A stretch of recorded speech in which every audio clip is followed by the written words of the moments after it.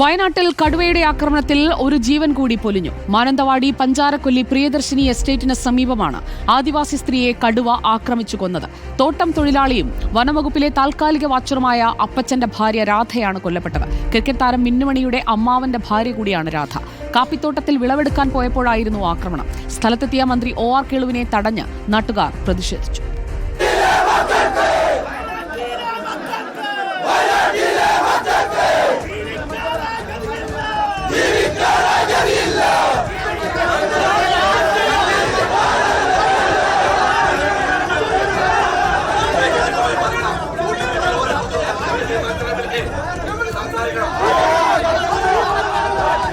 പ്രതിഷേധങ്ങൾക്ക് പിന്നാലെ നരഭോജി കടുവയെ വെടിവെച്ചു കൊല്ലാൻ വനംവകുപ്പ് ഉത്തരവിട്ടു. പ്രദേശത്ത് അടിയന്തരമായി കൂട് സ്ഥാപിക്കും. ജനങ്ങളുടെ സുരക്ഷയ്ക്ക് RRT സംഘത്തെ വിന്യസിക്കുമെന്നും മന്ത്രി OR കേളു ഉറപ്പു നൽകി. എല്ലാവരുമായിട്ട് ചർച്ച ചെയ്തു, കുടുംബക്കാരായിട്ട് ചർച്ച ചെയ്തു. അതിൽ പറഞ്ഞ കാര്യമാണ് കടുവേനെ വെടിവെച്ച് കൊല്ലണമെന്നാണെന്ന് നിങ്ങൾ എല്ലാവരും ആവശ്യപ്പെട്ടത്. അത് സംബന്ധിച്ച് ഇപ്പം തന്നെ മന്ത്രി ഓഫീസിൽ ഞാൻ ബന്ധപ്പെട്ടു. അവിടെ നിന്ന് ഏകദേശം ഒരു ഉത്തരവ് ഇറങ്ങിക്കഴിഞ്ഞു. വെടിവെച്ച് കൊല്ലാൻ നരഭോജി എന്നുള്ള ഇതിൽ ഉൾപ്പെടുത്തി കടുവനെ വെടിവെച്ച് കൊല്ലാൻ വേണ്ടിയിട്ട് ഇന്ന് തന്നെ നടപടി ആയി. അതിനിടെ പ്രിയദർശിനിയിൽ വീണ്ടും കടുവയെ കണ്ടെന്ന് നാട്ടുകാർ അറിയിച്ചു. ഇതേ തുടർന്ന് പ്രദേശത്ത് വനംവകുപ്പ് പരിശോധന നടത്തുകയാണ്. വിവരങ്ങളുമായി ദീപക് മോഹനും ദീപക് മലയമ്മയും നമുക്കൊപ്പം ചേരുന്നു തത്സമയം.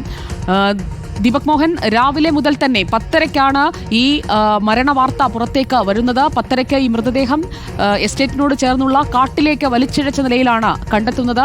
ഇപ്പോൾ വലിയ പ്രതിഷേധത്തിലേക്ക് പോകുന്നു. അതോടൊപ്പം തന്നെ ആശങ്കയുണ്ടാക്കുന്നത് കടുവ എവിടെയും പോയിട്ടില്ല, ആ ഭാഗത്തൊക്കെ ഉണ്ട് എന്നുള്ള രീതിയിൽ കടുവയെ വീണ്ടും കണ്ടുവെന്ന് ആളുകൾ പറയുകയാണോ ദീപക്?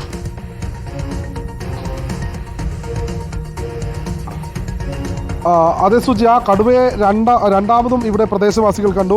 ഇപ്പോൾ നമ്മളോടൊപ്പം ഇവിടെ രണ്ടാമത് കടുവയെ കണ്ട പ്രദേശവാസി ചേരുകയാണ്. ചേട്ടാ, എപ്പോഴാണ് സംഭവം? എങ്ങനെയാണ് നിങ്ങൾ രണ്ടാമത് കണ്ടു? രണ്ടാമത് കണ്ടതെന്ന് വെച്ചാൽ ബോഡി കിടന്ന സ്ഥലം കാണാൻ വേണ്ടിയിട്ട് പോയതാണ്. ഞങ്ങളൊരു 3 ആളുണ്ടായിരുന്നു.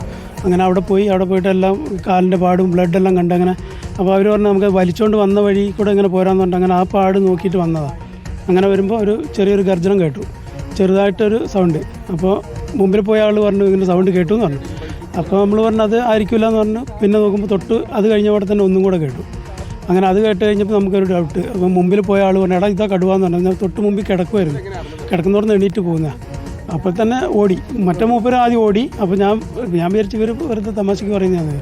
നോക്കുമ്പോൾ തൊട്ട് മുമ്പിൽ കൂടെ ഇങ്ങനെ ക്രോസ് ചെയ്തിട്ട് നടന്നു പോകുന്നതാണ്. അപ്പോൾ പിന്നെ ഞങ്ങൾ നിന്നില്ല, ഞങ്ങൾ 3 പേരും കൂടെ ഓടി. അത്യാവശ്യം വലുപ്പമുള്ള കടുവയാണ്.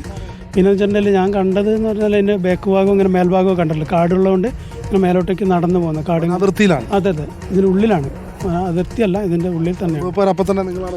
അല്ല, ഞങ്ങളിവിടെ വരുമ്പോൾ പോലീസുകാരുണ്ടായിരുന്നു. അപ്പോൾ അവരോട് ഞങ്ങളിങ്ങനെ സംഭവം പറഞ്ഞു. എന്നിട്ട് അവരാ വിളിച്ച് പറഞ്ഞെന്ന് തോന്നുന്നു അവരോട്. സുജയ, ആ പ്രദേശവാസി പറഞ്ഞതുപോലെ ഇദ്ദേഹമാണ് നേരത്തെ രണ്ടാമതും കടുവയെ കണ്ടത്. ഈ കടുവ ആക്രമണത്തിൽ മരിച്ച രാധയുടെ മൃതദേഹം ഇവിടെ നിന്ന് കൊണ്ടുപോയിരുന്നു. പിന്നീട് പ്രദേശവാസികൾപ്പെട്ട നേരത്തെ നമ്മളോട് പ്രതികരിച്ച ആളും ഒപ്പം വേറെ 2-3 ആളുകളും ഈ മേഖലയിലെത്തി നോക്കുന്ന സമയത്താണ് അവരുടെ മുൻപിലൂടെ കടുവ നടന്നു പോയത്. ആ സമയം അവർ ഇവിടെ എത്തി പോലീസുകാരെ വിവരം അറിയിച്ചിരുന്നു. പോലീസുകാരാണ് വനംവകുപ്പ് ജീവനക്കാരെ വിവരം അറിയിച്ചത്. വനംവകുപ്പിൻ്റെ RRT ടീം അംഗങ്ങൾ ഇപ്പോൾ ഈ മേഖലയിൽ തിരച്ചിൽ നടത്തുന്നുണ്ട്. നേരത്തെ ഈ രണ്ടാമതും കടുവയെ കണ്ട സ്ഥലത്താണ് RRTയുടെ ഒരു ടീം പോയത്. അതോടൊപ്പം RRTയുടെ 4 അംഗങ്ങൾ, അതായത് 4 സംഘമായി തിരിഞ്ഞാണ് ഈ ഗ്രൂപ്പ് ഇവിടെ പരിശോധന നടത്തുന്നത്. നമുക്ക് ദൃശ്യങ്ങളിൽ കാണാം. കടുവയുടെ കാൽപ്പാടുകൾ കേന്ദ്രീകരിച്ച് പരിശോധന നടത്തിക്കൊണ്ടിരിക്കുകയാണ് RRT ടീം അംഗങ്ങൾ. എല്ലാ സംവിധാന സൗകര്യങ്ങളോടും ഒപ്പം തന്നെ അവർ ഈ കടുവയെ പിടികൂടാനുള്ള ശ്രമങ്ങൾ ആരംഭിച്ചു കഴിഞ്ഞു. പക്ഷേ കടുവയെ മയക്കുവെടി വെച്ച് പിടികൂടരുത്, വെടിവെച്ച് കൊല്ലണം എന്നുള്ളത് പ്രദേശവാസികളാണ് വലിയ പ്രതിഷേധം. RRT സംഘം നിലയുറപ്പിച്ചിരിക്കുകയാണ്. പ്രദേശത്ത് വീണ്ടും കടുവ സാന്നിധ്യം എന്നുള്ളത് ആശങ്കപ്പെടുത്തുന്ന ഒരു കാര്യം